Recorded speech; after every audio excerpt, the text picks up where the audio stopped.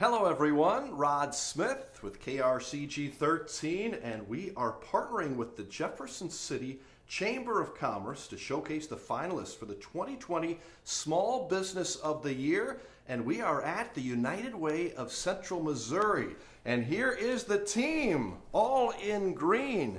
In Jefferson City, the United Way, these young ladies work so hard on our behalf in our community, doing some great things, and they are led by one of the all-time great leaders in Jefferson City. Here she is, Ann Bax. How are you, Ann? Great, Rod. How are you? Great. It's so nice to be here.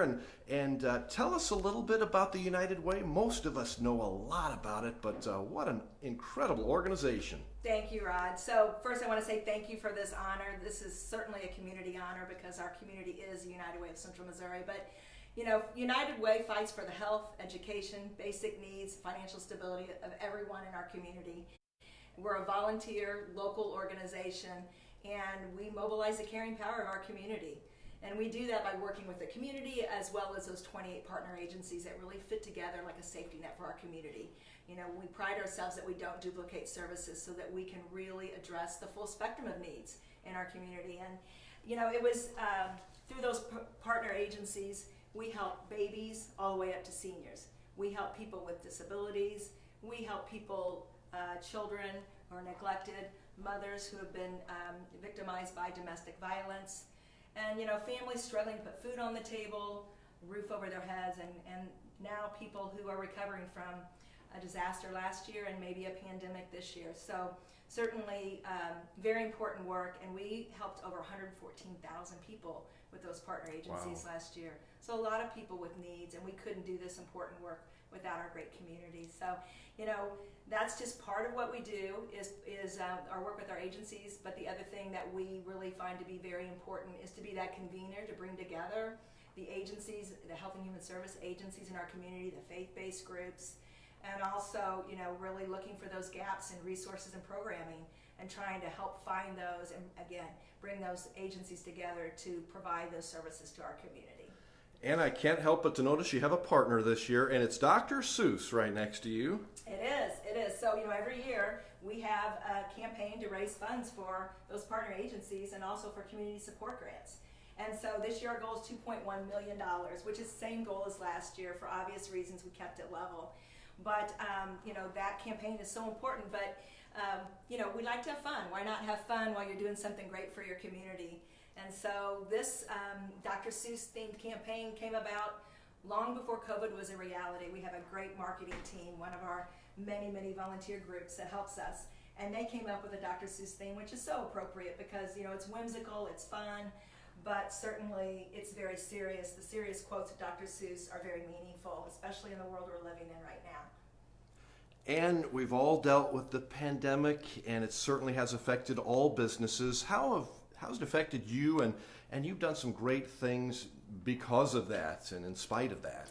Well, thank you. So, you know, it's in United Way's DNA. We were born, United Ways, there's 1,300 worldwide. So, you know, we're one of many, but here in Central Missouri, our United Way of Central Missouri has been here for almost 95 years.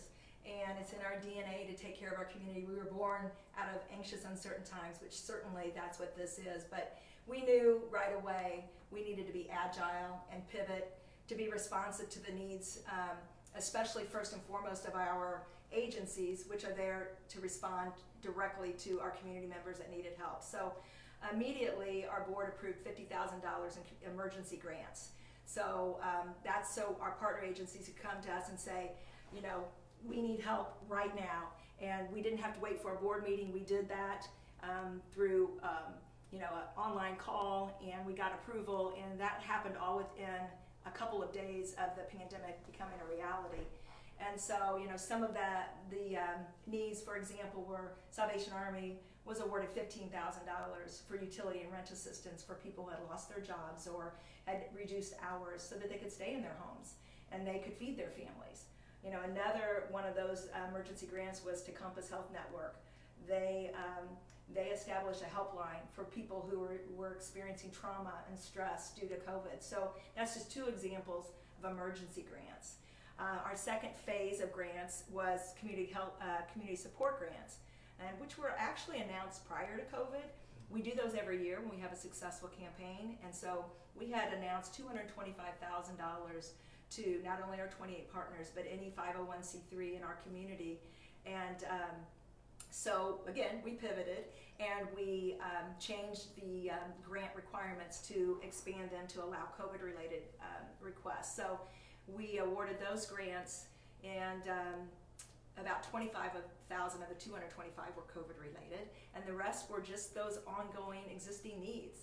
And then phase 3 was at the onset of the pandemic, we established a COVID Response and Recovery Fund. And that fund raised $172,000. 100 of that came from Missouri Foundation for Health, which we were just so excited about. They came to us and said, we feel like United Way is well positioned to be that organization to help to distribute those funds in your community. So they provided 100,000 of those funds, and then the rest came from our community, $72,000. And so we were able to help about 27 agencies, again, with COVID-related response. So that's the financial aspect of it, and so those funds are helping people right here, our neighbors and friends, to get through these tough times.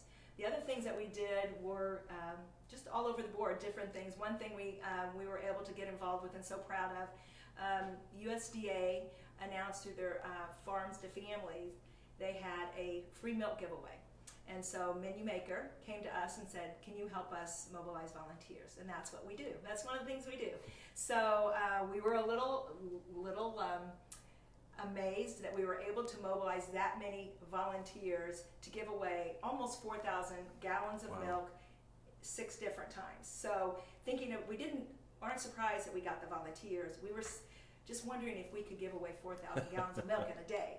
And we did it with those great volunteers. 6 different locations, again, strategically looking for, so we could take the milk as close as we could to areas that would need it in our service area. And we, again, 24,000 gallons of milk through those 6 different location points.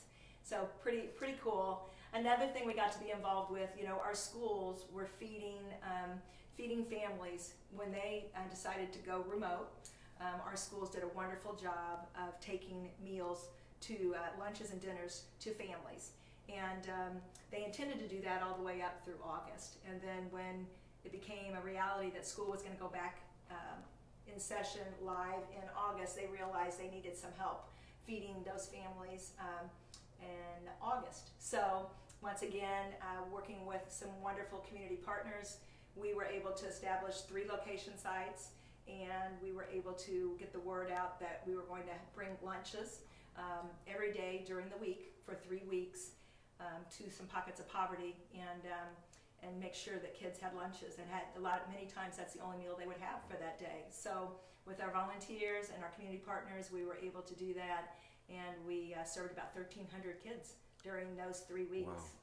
And then another thing we were able to do is the Fecto family came forward, and this is very early in the pandemic, and they said, we know our restaurant partners and our bar partners are going to be heavily impacted by the pandemic. They're all closed. People have lost their jobs or reduced hours, and they put forth $20,000, and they asked for the community to add to that. Our friends Tom and Sharon Knott doubled it, which was amazing, and then the community together more than doubled that 20. And so that fund got up to about $63,000. And so anyone employed by a restaurant or bar in our service area could apply for $300 to help to pay directly to a creditor for a mortgage or a car payment or a utility payment, and they could apply up to twice. And what an amazing gift that has been. And we also had another fund that Bartlett and West initiated for medical service providers, because another demographic that was heavily impacted by loss of jobs and loss of hours. So, and some people added to that as well. So that fund helped people who were employed by either one of the hospitals or JCMG. So another wonderful gift for our community. And finally, I want to mention the helpline. We had the Cole County Community Assistance Helpline. And that was an idea that came to us from some of our neighboring communities. And we thought we need to do this because we knew that so many agencies providing direct services were working remotely.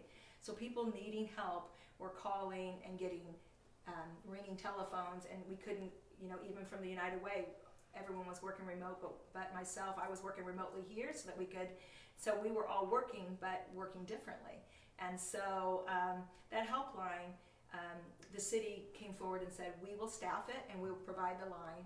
And so one number was published to the Cole County community that people could call that number, and then from that number, the resources were dispersed to faith-based groups, to health and human service agencies.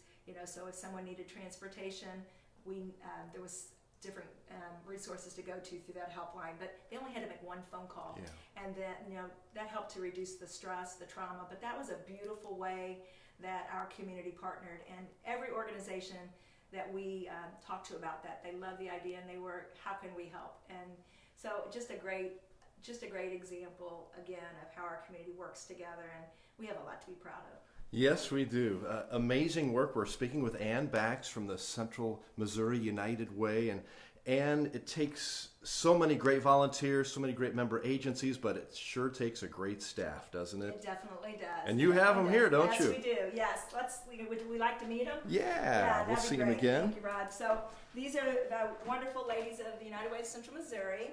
On my left here first is Lynn Bateman. She's administrative coordinator. And then behind her is Jennifer Wilbers, and Jennifer's finance director.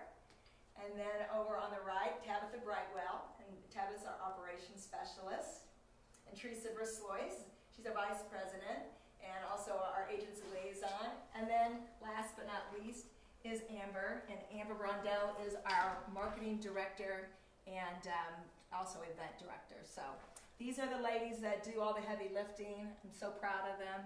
We have a lot of fun. You can see they're all in their Dr. Seuss attire, but they look great. Yeah, they work so love hard. The green. And they're so passionate about our community. So proud of each and every one of them. Awesome team, Ann Bax, and congratulations again on being a finalist for the Jefferson City Chamber of Commerce Small Business of the Year. Thank you, Rod. And I have to say again, this is an award for our community, because our community supports us, and we are this community. And so congratulations to our community, and thanks to our community for supporting us year after year in such a beautiful way. And so if I could, I'd like to close with a very appropriate Dr. Seuss quote. It's become our favorite here in the office. If someone like you doesn't care a whole awful lot, nothing's going to get better. It's just not. So thank you for caring a whole awful lot. All right, congratulations to Ann Bax and the great staff here at the United Way of Central Missouri. And we'll be back with you tomorrow as we continue on with our finalists for the Jefferson City Chamber Business of the Year.